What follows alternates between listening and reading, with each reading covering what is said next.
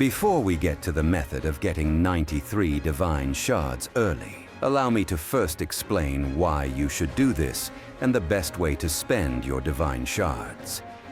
This is because we are going to have to make some sacrifices along the way. Now, let's get to seeing those high-level and end-game items. To begin, make sure to only spend the bare minimum amount of divine shards to unlock the next set of new items in the exchange. Be sure to get the cleric cane next and top up with more knowledge dues.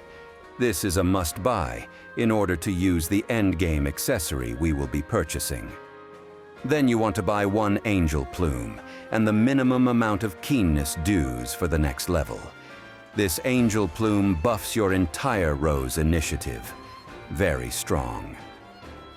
But now, let's get to the real meat of this demo. The endgame level accessories.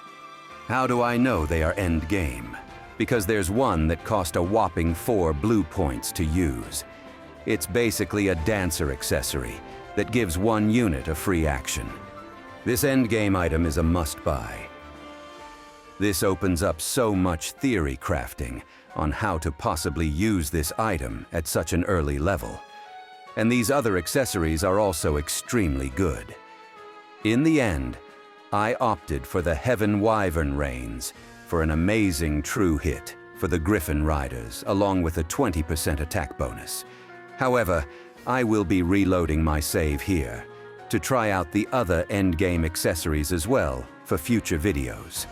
To give you an example, I will be making an infinite XP farming video next.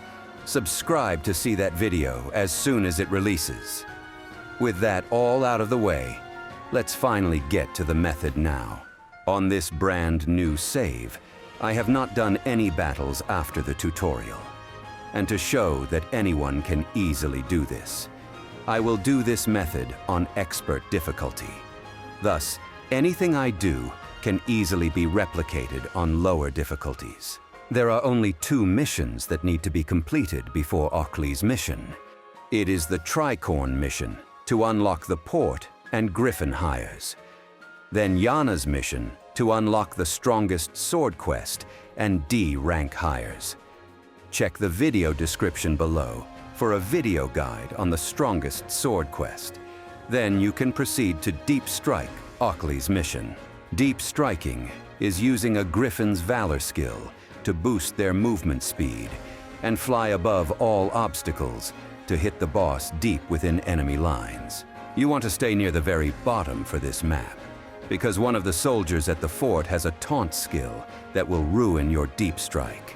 Take out one of these archer towers here, and then proceed toward the boss. And thanks to the strongest sword in the demo, we can one-round this boss for a very fast win.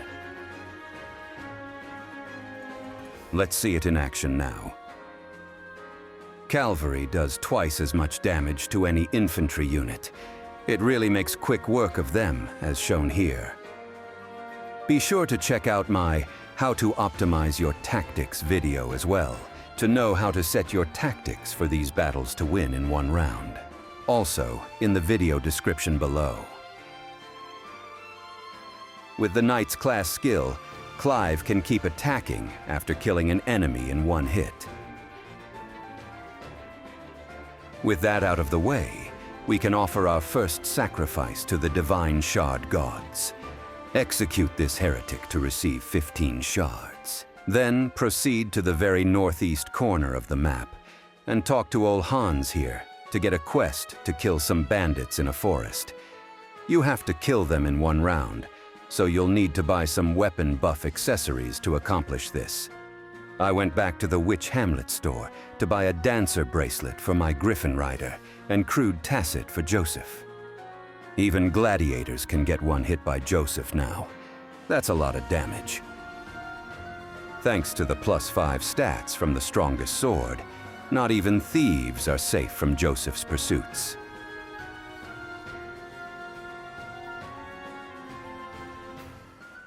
Once the final enemy is slain, you can start Monica's mission, which will be no easy task to accomplish, especially since we are doing this as our 4th mission of the game.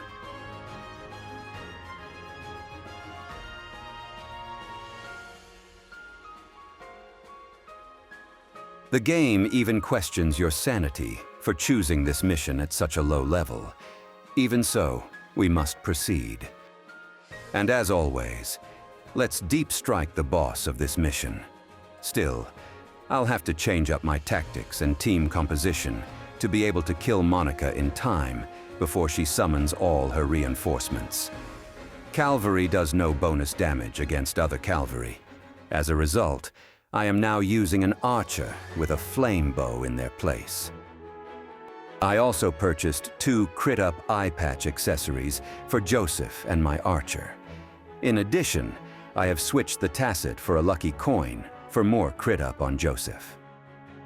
I also set all the gambits on my characters to target units with the highest magical defense.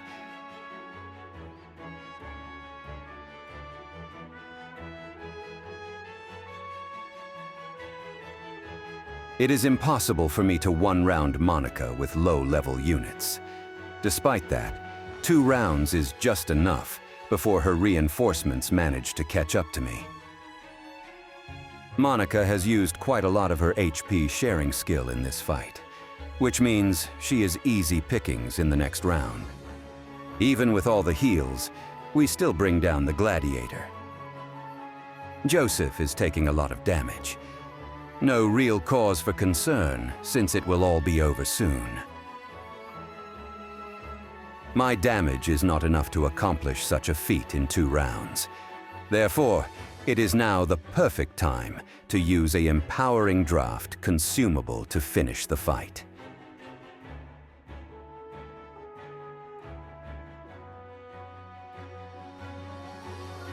It is very satisfying when Monica is finally defeated.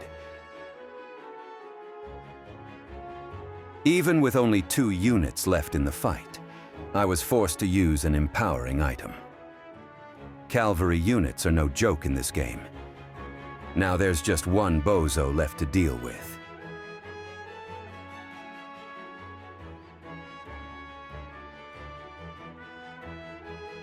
Finally, Monica's mission is over. Don't worry, we aren't going to execute Monica.